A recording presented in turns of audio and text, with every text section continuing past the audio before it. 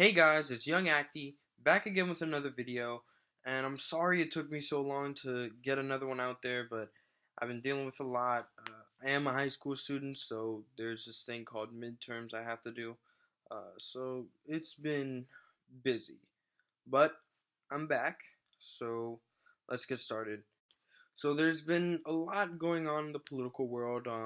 Yang's media blackout was a few weeks ago after the last debate, where he got the least amount of talking time despite polling higher than some other candidates on the field.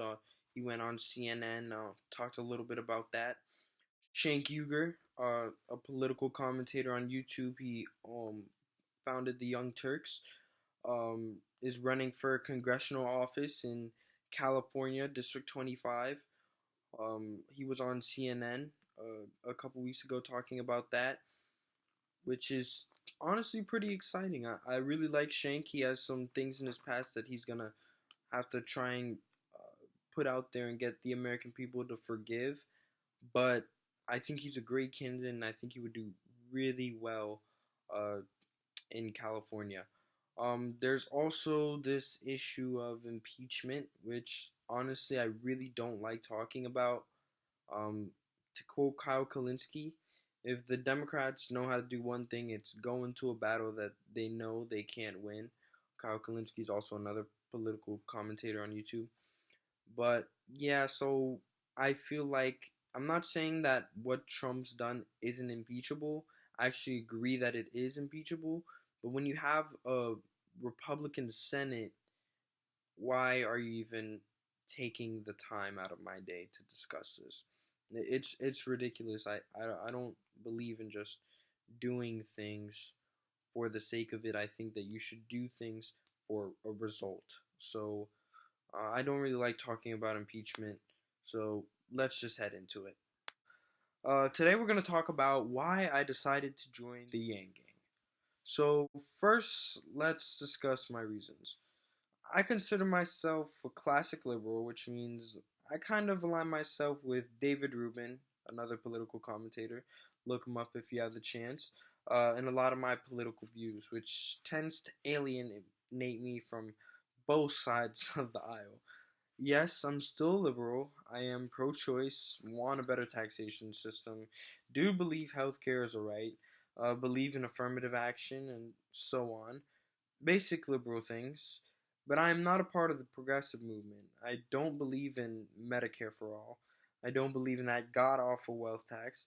I don't agree with open borders and just letting every immigrant stay here.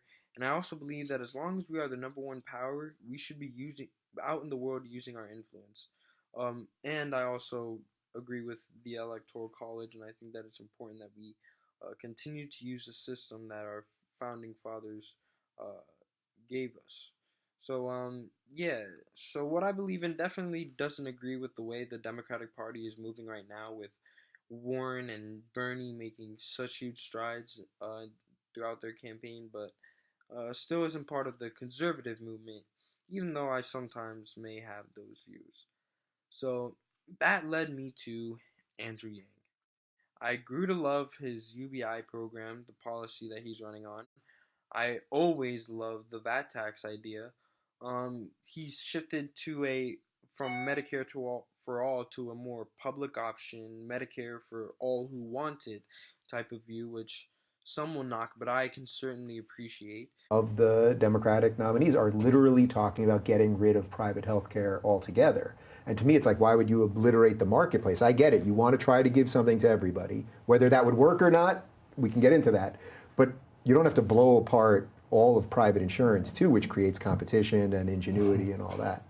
Yeah, so I am with you in that I am not trying to outlaw or eliminate private insurance. I'm trying to provide blanket coverage to Americans, and we can do it. One of the reasons why I'm confident we can do it is because we're already spending 18% of GDP on a highly inefficient healthcare system that's also providing massive profits to private insurance companies and drug companies. Like the levels of expense are staggering. That was Andrew Yang speaking to David Rubin, one of the political commentators that I mentioned earlier. more about his views on healthcare, which I agree with, and I'll get more into that later. But there's that, and he has innovative ways to protect the environment by investing in thorium, nuclear energy, and a lot of new policies to help fight gun violence. But we'll get into all that. First, let's talk about my favorite topic when discussing the next election: taxation. So when people ask what's the number one issue you have to agree with your next candidate in order for them to get your vote, most people say healthcare or gun control or immigration. But when people ask me, I say taxation of all things. I want to be a politician and I'm pretty obsessed with the economy, to keep it simple, but I also believe that when the government has money, it gives opportunity for people to have money. Let me repeat myself. When the government has money, it gives opportunity for people to have money. That doesn't mean that this always happens, but the government has more funding that could benefit our lives if we elect the right people into office. Now, I don't agree with Trump's tax cut, mainly because I don't believe in a trickle down economy, and the tax cuts that actually affect the middle class are on a 10-year sunset clause, meaning they're only lasting the middle class 10 years. Uh, People making 75,000 or less will actually see a tax increase over the next decade thanks to the Trump tax cut.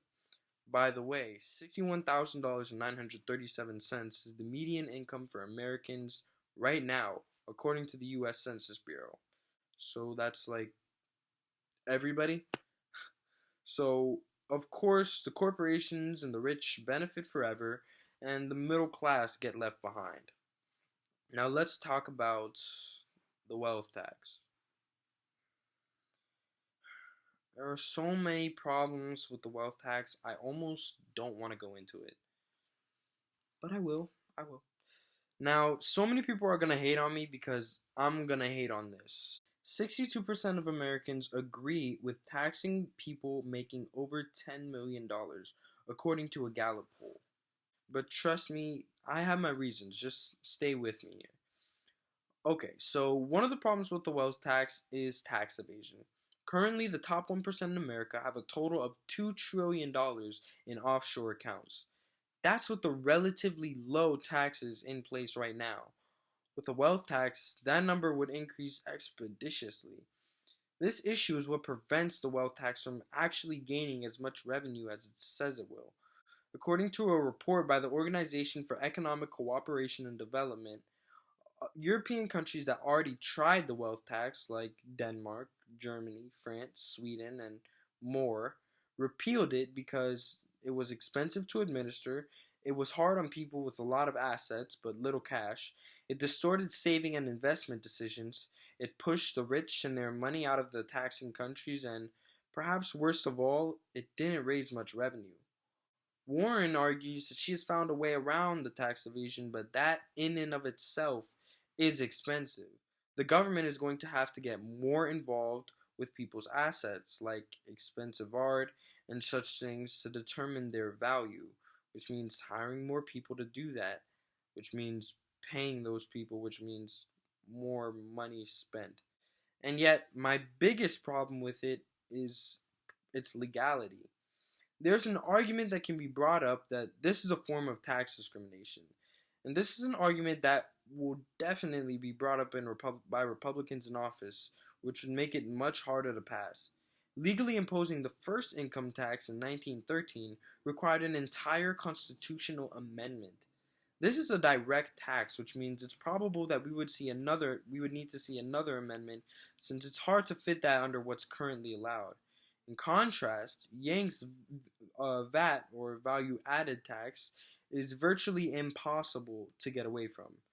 Anytime you want to produce a product, a value added tax will have to be included. Let's take your phone, for example. Um, the camera, the home screen, the regular screen, the panel, all of that will be taxed separately, making it basically unavoidable. Even if you get around one part of the tax, there's still all the other components that you would have to pay for or get around. So, second, with that it attacks the companies, which is not only where the money really is, but it also gets rid of the discrimination issue. I think I brought this up before, but Jeff Bezos is worth $160 billion, dollars, the richest man on earth. Amazon, however, reached $1 trillion dollars in profits and paid zero on federal taxes while getting $20 billion dollars in tax breaks. And it's not just them. Companies like Netflix, Chevron, GM, Delta, Goodyear, and more. And we can't blame the companies. It's on our government to stop this from happening. Imagine how much more in revenue we could be making from taxing these multi-billion dollar companies. So that's who we should be attacking, not CEOs. Now, although that's my favorite topic, let's move on to more popular issues, like healthcare. Now, there are many arguments that could be made that a Medicare for all system is cheaper than the current system, and I'm not even gonna fight that point. Straight up, I don't even have the time, so let's take that into account. Even with it being cheaper, it's going to be much harder to pass, and this is where I think Yang beats Bernie. You're not only going to have to be Republicans on this, but you're also going to have to be more moderate Democrats like me, David Rubin, Joe Biden, and all those people too. Taking on people in your own party is just not a good idea right now, considering how important it is for Democrats to win this upcoming election. And you're going to need more than just all of the Democrats. And that's basically my biggest argument, and the only argument I need to make. The most important thing for liberals right now is for Trump to lose the election. And that constantly has to be kept in mind when you're a voter. Oh, and when it comes to the environment, Yang is probably the most forward thinking candidate in the race.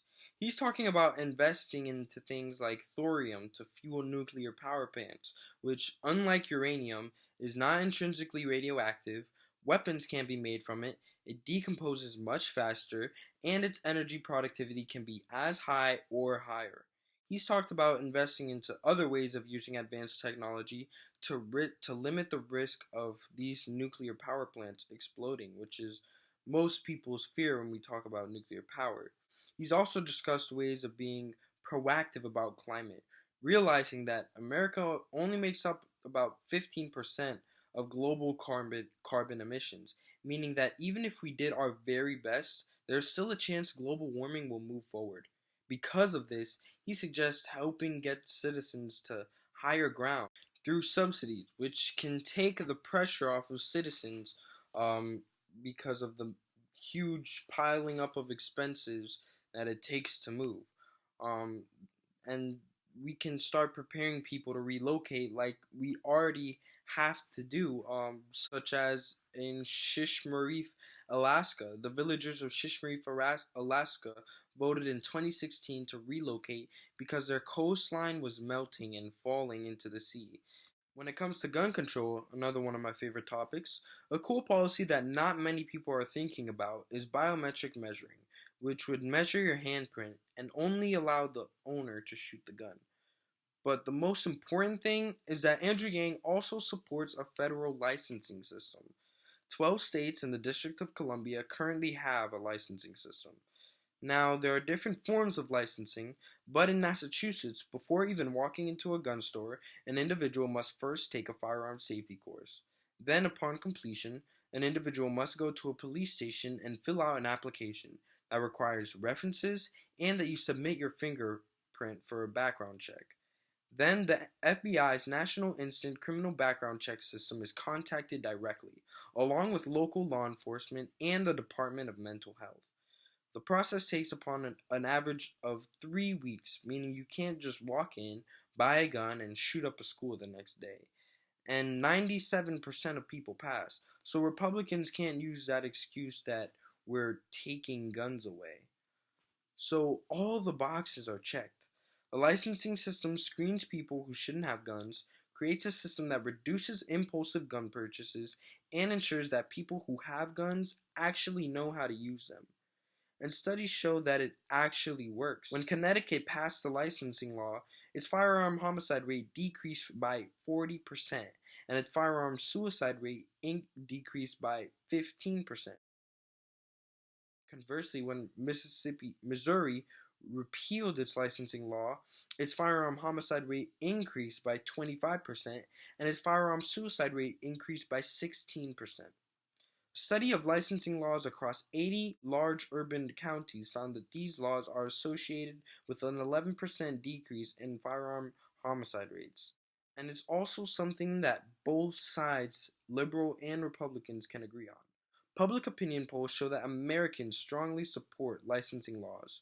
A 2019 survey found that 77% of Americans support a law requiring a person to obtain a license from local law enforcement before buying a gun. This support includes more than 2/3 of gun owners, 68%. This is the middle ground that both sides can actually agree on and can actually be effective.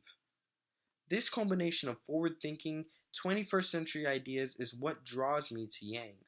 Also, he has a lot of them. On his website, there are 160 detailed policies, more than any other candidate in the race. He's smart and willing enough to take on the problems of tomorrow. Things like automation, climate change, and technology that are going to hit us hard and destroy us if we don't prepare ourselves. So I implore you to do your own research of Andrew Yang. What I found is that every person who actually looks into him likes something different about him than a person that I heard before. So help me. Help join the group that's trying to build a better tomorrow. Join the Yang Gang. Also, join the Young Actie movement and become an Actie today by clicking the like and subscribe button.